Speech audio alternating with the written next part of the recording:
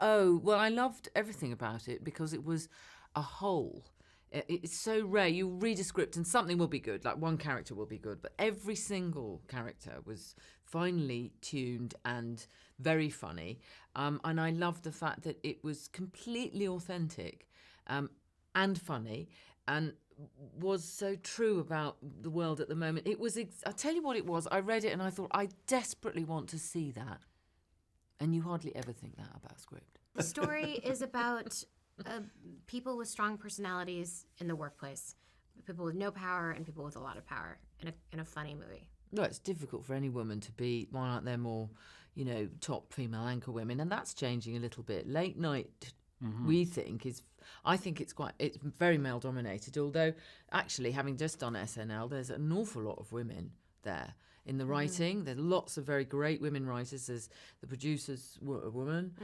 So there seems to me to be a lot of diversity and inclusion in the SNL team. So I think it's probably changing. Yeah. But if you think about taking SNL as, even though it's not a late night talk show, back in the 70s, you had John Belushi saying out loud, "Oh, women aren't funny," and not refusing to do sketches written by women. Wow. So in the same way as we weren't allowed to vote because it was like a dog going on its hind legs 100 years ago, we have to remember that the development of our inclusion is slow, but it is happening. And what's great is that Mindy imagined it, and now it exists, and it'll happen. Oh, such a great writer. I like that I can take responsibility for if there's ever a female late night talk show. It started with my script. Thank you. But you changed the iconography of it in the same way as Barack Obama changed the iconography of the presidency. So with Emma, when I was young, I saw her win an Oscar as an actress and then as a screenwriter, I think shortly thereafter.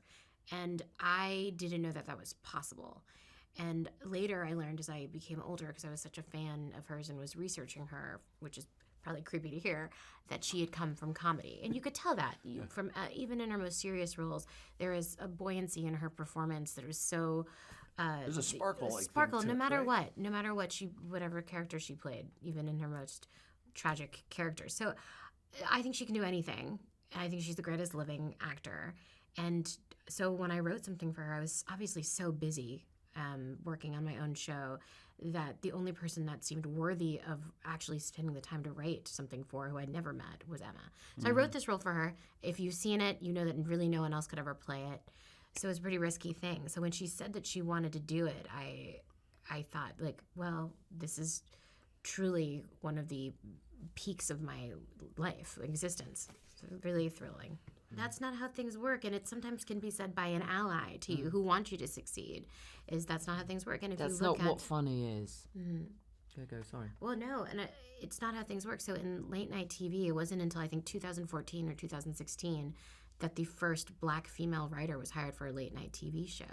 Amber Ruffin, who is someone who actually came to the roundtable for this and spoke with Emma and me and gave suggestions about the script. So if you think about that, late night television has been set in New York City since the 50s, that it took 66 or 64 years to hire a black woman is crazy. So when you hear things like that's not how things work, you, at a certain point, it's like, well, things have got to work differently. Yeah. What's so funny as well is that, especially blokes, in my experience growing up, trying to be funny, doing funny stuff, well, women aren't funny, they're just not funny. And you go, they don't really have a sense of humour. That was the gag, wasn't it? Feminists not having a sense of humour. And you go, if women didn't have a sense of humour, none of them would survive. It's the only way we survive.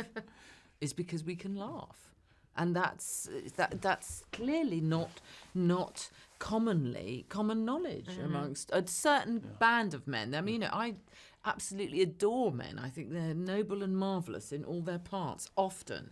But there is a certain bandwidth of masculinity which unfortunately has a lot of airspace. That's very toxic and doesn't understand that and doesn't hear it and is determined to, is full of misogyny. Yeah, and that's how I was brought up. It's a subtle Laugh thing. At the face of disaster. There's a scene. There's almost no scene that's serious in this movie that's not undercut in some way. Yeah. As well as there's no comic scene that doesn't have a real sadness in it. And I think that's a comedy way. That's what makes it so good. Well, thank you. But there's a scene when she finally is, she's remembered all the names of the writers. I love her in the scene. I'm not in it. And she goes around the room and she names all the writers, but there's still one writer who's just so forgettable that she doesn't remember their name, and she says, "You're six."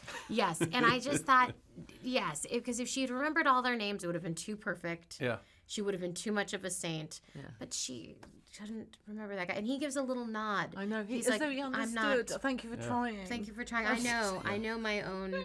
I'm so his dull. Face so well. It was so good. Yes. You know, the movie, we have been talking about the movie so much, and of course the issues of feminism and intersectional feminism comes up, but the movie there are so many male characters that are so wonderful in it, and the actors who portray them were fantastic. And John is another person who, like Emma, you know, he played Winston Churchill, not a very hilarious part to play. Yeah. And but comes from comedy as well. And also serial killer, don't forget about that. And he played a serial killer in Dexter, that's right. So he's so, I just love the people who can do everything, because it's a very short list of actors who can. Yeah. So it was wonderful he was in the movie. Yeah, really. Well, breaking in for a start that's the hardest, isn't it? Oh no, maybe it isn't.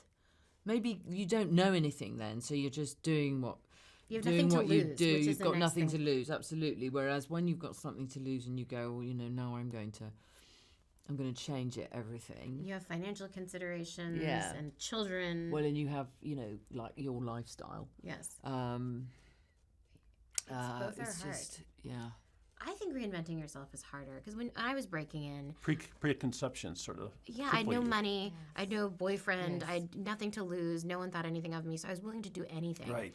But when you reinvent yourself, well, people have expectations. There's a certain thing to protect when you're reinventing yourself. You got to, you know, like your character, she has to protect. Yeah, that's right, and her legacy. That's a very good point, actually. That she's. Yeah. When Molly says you have to reinvent yourself, so here's a great joke about reproductive rights. Yeah. She says, okay, that's a good idea, and she thinks that's a good idea, but then her producer said, you know, you have to remember that you've got this. And I mean, we all have that. I mean, I have a wonderful publicist who I've worked with for years and years and years, and I'm constantly getting into massive trouble with the press because that's just who I am, and it will continue to be like that. Congratulations. But my dear, yes, thank you. Absolutely, I wear it as a badge of honour. But my publicist, you know, who's just sort of says, she sometimes, when something's happened, will just ring up and say, just a word in your ear. And I'll go, yes, thank you, yes, no, okay, yeah, you're right. So you do need sometimes to think.